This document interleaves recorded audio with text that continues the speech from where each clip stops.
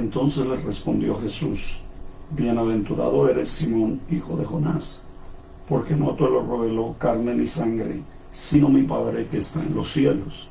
Y yo también te digo que tú eres Pedro, y sobre esta roca edificaré mi iglesia, y las puertas del Hades no prevalecerán contra ella. Y a ti te daré las llaves de los cielos, y todo lo que atares en la tierra será atado en los cielos, y todo lo que desatares en la tierra será desatado en los cielos. Entonces mandó a sus discípulos que a nadie dijesen que él era Jesús el Cristo. Mi saludo fraternal para todos en esta hermosa ocasión, una vez más compartiendo con ustedes un tema de la preciosa palabra del Señor, una reflexión bíblica que nos ayuda y que nos motiva también para continuar en este camino que hemos decidido seguir por la gracia, la bondad y la misericordia del Señor. En la declaración que acabamos de escuchar de Pedro, en aquella ocasión que le dice al Señor,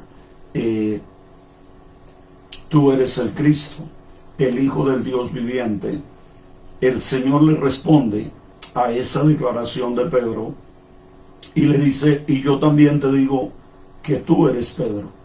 Note que hay una identidad de parte de Pedro acerca del Señor. Él identifica claramente al Señor. Para Pedro, Jesús es el Cristo, el Hijo de Dios que ha venido al mundo. Dice la Biblia, el verso 16, respondiendo Simón Pedro, le dijo: tú eres el Cristo, el Hijo del Dios viviente. Para Pedro, la identidad del Señor en ese momento no tenía ninguna sombra de duda, era una realidad. Pero para el Señor Jesús, la identidad de Pedro tampoco estaba en duda, también estaba bien clara y bien definida. Y el Señor le dice: y tú eres Pedro. Es interesante notar esto por una razón muy sencilla.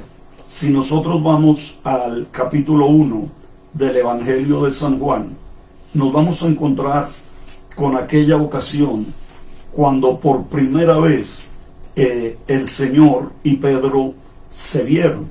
Dice la palabra del Señor en el Evangelio de San Juan, capítulo 1, versículo 43 en adelante. Dice: el día siguiente o el siguiente día quiso Jesús ir a Galilea y halló a Felipe y le dijo: sígueme.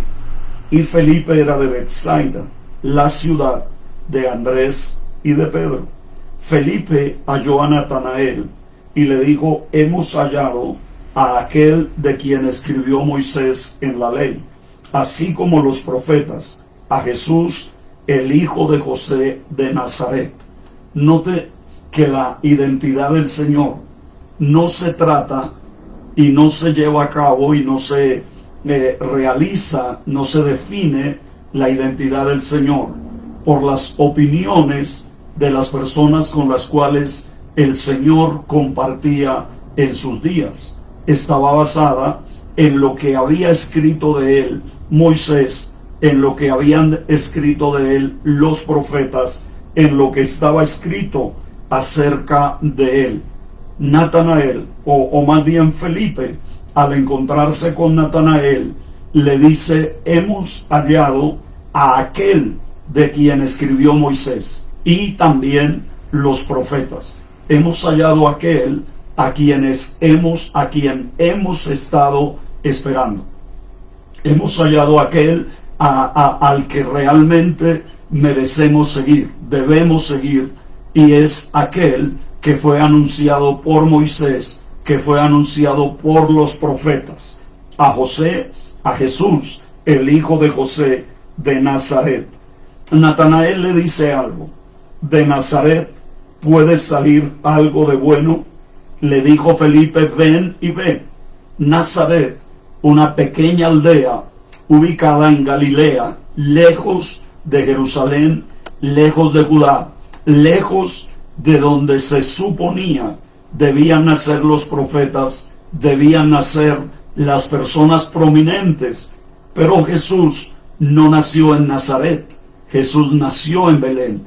Ahora estaba residenciado, estaba viviendo allá en Nazaret, para que se cumpliese también lo que había dicho Isaías tocante a Galilea de los gentiles, que era el pueblo asentado en tinieblas, al cual le iba a resplandecer la luz. Entonces dice la Biblia que Felipe dice: de Nazaret, de ese lugar olvidado, de ese lugar pequeño, de ese lugar sin nombre, de ese lugar sin ninguna perspectiva en cuanto a la profecía, ha de salir algo de bueno. Felipe le dice: ven y ve. Cuando Jesús vio a Natanael que se le acercaba, dijo de él: he aquí un verdadero israelita, en quien no hay engaño. Antes de que Natanael conociera a Jesús, Jesús ya conocía a Natanael. Antes de que usted conociera al Señor, el Señor ya lo conocía a usted. Hay personas que piensan que el Señor los conoció el día que se acercaron a Él, el día que vinieron a Él, el día que tomaron una decisión por Cristo. La verdad es que Él nos conoció desde antes de la fundación del mundo. Desde antes que el mundo existiese, ya el Señor nos conocía. Otra cosa es que éramos nosotros los que no le conocíamos a Él. Por eso dice la Biblia que un día sabremos cómo fuimos conocidos por Él. Cómo fue que el Señor nos conoció. Tal vez usted recuerda o más o menos tiene una idea de cómo usted conoció al Señor. Tristemente algunos creyentes dicen: yo lo conocí solo, a mí nadie me habló, a mí nadie me dijo, yo lo conocí solo, por tanto mi fe es mayor que la de los demás. Sin embargo, la realidad de las cosas es que para que usted conociera al Señor, alguien tuvo que hablarle, alguien tuvo que decirle algo, alguien tuvo en algún momento que referirle algo. Usted oyó hablar de Él en la religión, en una iglesia, en un cántico, en alguna forma. El Señor siempre usó a alguien para acercarse a nosotros. El Señor, al ver a Natanael, dijo: he aquí un verdadero israelita, en quien no hay engaño. Natanael le dijo: ¿de dónde me conoces? Respondió Jesús y le dijo: antes que Felipe te llamara, cuando estabas debajo de la higuera, te vi. Y eso llamó la atención de Natanael. ¿Cómo Jesús me vio sin estar por allí? ¿Cómo Jesús me vio sin que de repente yo le hubiese visto a Él? Eso llevó a Natanael a creer en el Señor. Y el Señor le dijo, Natanael le dice: Rabí, tú eres el Hijo de Dios, tú eres el Rey de Israel. De una vez, Natanael identifica y le da una identidad plena a Jesús de Nazaret. Pero estamos hablando es acerca de Pedro, porque Pedro le dice: tú eres el Cristo, el Hijo del Dios viviente. Y Jesús le dice: y yo también te digo que tú eres Pedro. Es una manera de decirle: yo sé también quién es usted, yo también lo conozco a usted, su identidad no me es desconocida, tú eres Pedro. Pero aquí en San Juan capítulo 1, el versículo que estamos considerando, el versículo 50, el Señor le dice a Natanael: porque te dije, te vi debajo de la higuera, ¿crees? Cosas mayores que estas verás. Y le dijo: de cierto os digo que de aquí en adelante veréis el cielo abierto y a los ángeles de Dios que suben y descienden sobre el Hijo del Hombre.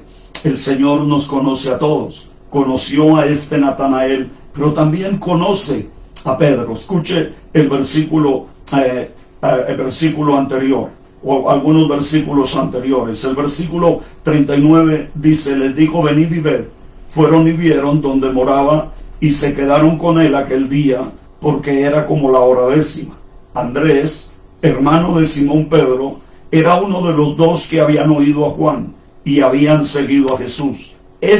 Andrés, halló primero a su hermano Simón y le dijo: hemos hallado al Mesías, que traducido es el Cristo. Y le trajo a Jesús. Andrés trajo a Simón, Andrés trajo a su hermano, Andrés trajo a aquel que era su familiar. Y dice la Biblia, y mirándole Jesús, mirando a Simón, le dijo: tú eres Simón, hijo de Jonás, tú serás llamado Cefas, que quiere decir Pedro. Y allá en Mateo, en el capítulo 16, donde estamos leyendo, en el versículo 18, Jesús le dice: y yo también te digo que tú eres Pedro, no eres Simón, eres Pedro.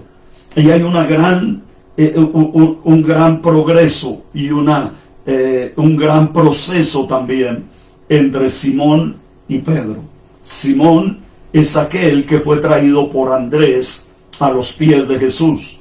Pedro es aquel que fue formado por Jesús para ser lo que Jesús quería que él fuese.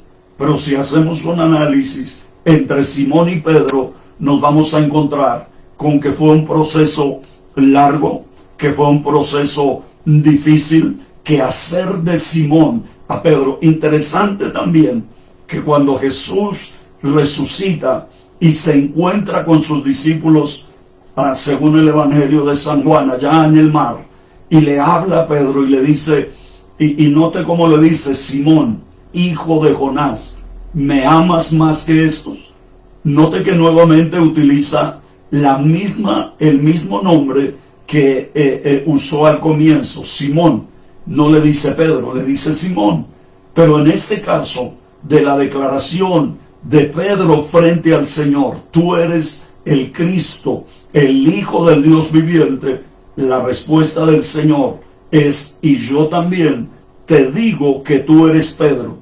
Pedro, que es una pequeña piedra, Pedro, que es una pequeña piedra, como se dice, y sobre esta roca, le dice, y no sobre esta piedra, sino sobre esta roca edificaré mi iglesia. No le dice fundaré mi iglesia, estableceré mi iglesia, crearé mi iglesia, sino que utiliza la palabra aquí en Mateo, y la versión del 60 dice: edificaré mi iglesia. Y precisamente es Pedro el que nos habla de la iglesia como un edificio que va siendo edificado, en el cual Cristo es la piedra principal del ángulo, y nosotros, como piedras vivas, vamos edificando ese edificio que no es el templo, que es la iglesia del Señor. Esa iglesia de la cual el apóstol Pablo dice que es la columna y es el baluarte de la verdad. Así que no es sobre Simón. Recuerde que el nombre original de este apóstol, de este discípulo, es Simón, pero no es sobre Simón, es sobre Pedro. Es sobre aquel hombre que fue moldeado, transformado, cambiado. Es a Pedro a quien el Señor le dice eso: yo también te digo que tú eres Pedro. Pero no es sobre Pedro que está edificada la iglesia, es sobre la roca, es sobre aquel que es el fundamento de la iglesia del Señor, que es Cristo, el Hijo de Dios. La iglesia no está fundamentada sobre ningún hombre, sobre ninguna institución. La iglesia está fundamentada, sostenida y soportada por el único que podría hacerlo, el cual es Cristo, el Hijo de Dios, que vive y que reina por los siglos de los siglos. Sobre esta roca, y note que le dice: tú eres Pedro, tú eres una pequeña piedra, pero sobre esta roca, sobre la roca de aquellos que creen que Jesús es el Señor, que Él es el Hijo del Dios viviente. Y luego dice la Biblia que Él mandó a los discípulos que a nadie dijesen que Él era Jesús, el Cristo. Interesante declaración con la cual termina este diálogo, este relato, este acontecimiento, porque el Señor le dice: no le digan a nadie que yo soy Jesús, el Cristo. que yo soy aquel de quien habló Moisés, de quien hablaron los profetas, que yo soy aquel que fue anunciado a través de toda la palabra del Señor que habría de venir. Sin embargo, nosotros sabemos cómo las cosas se van dando y cómo las circunstancias se van determinando el derrotero y el curso del propósito de Dios en la vida de Cristo y para con toda la raza humana, incluido usted e incluido también yo. El fundamento de la iglesia entonces no es un hombre, el fundamento de la iglesia es el Señor de la iglesia. El apóstol Pablo dice que nosotros debemos ser edificados sobre el fundamento de los profetas y de los apóstoles, siendo la principal piedra del ángulo Jesucristo mismo, el fundamento de la iglesia. Y dice la Biblia que nadie puede poner otro fundamento, pero si sobre ese fundamento alguno edificare madera, heno, hojarasca, oro, plata, piedras preciosas, que un día el fuego va a probar eso con lo cual se edificó la iglesia.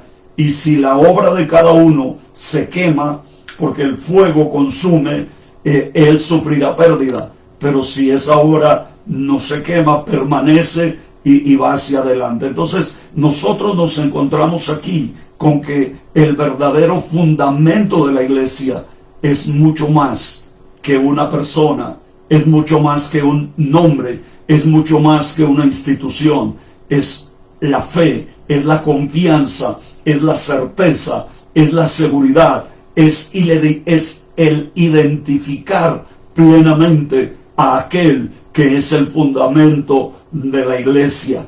Ahora, en Mateo capítulo 7, versículo 24, la Biblia nos dice: pues cualquiera pues que me oye estas palabras y las hace. Ojo a lo que está diciendo el Señor. El que oye y hace son dos cosas determinantes en el crecimiento y en el avance del discipulado y de aquellos que servimos a Dios. Oír y hacer. Oír y no hacer no produce resultados. Hacer sin haber oído es sencillamente una actividad meramente religiosa. Usted no está llamado a hacer lo que pueda. Yo no estoy llamado a hacer lo que se me ocurra. Usted y yo estamos llamados a hacer lo que Dios nos dice que hay que hacer. ¿Y dónde está lo que Dios nos dice que hay que hacer? En su bendita palabra. Entonces dice: cualquiera que me oye estas palabras y las hace, le compararé a un hombre prudente que edificó su casa sobre la roca. Descendió lluvia y vinieron ríos y soplaron vientos y golpearon contra aquella casa y no cayó, porque estaba fundada sobre la roca. Ahora, cualquiera que me oye estas palabras y no las hace, las oyó, pero no las hizo. En eso es lo que la iglesia está viviendo en este tiempo: oyendo, pero no haciendo; oyendo, pero no obedeciendo; oyendo, pero haciendo lo que la iglesia piensa, cree o sus líderes dicen que es lo que se debe hacer. Jesús dice: pero cualquiera que me oye estas palabras y no las hace, le compararé a un hombre insensato que edificó su casa sobre la arena. A los dos, al que edificó en la roca y al que edificó en la arena, le acontecieron los mismos problemas, las mismas dificultades, las mismas situaciones.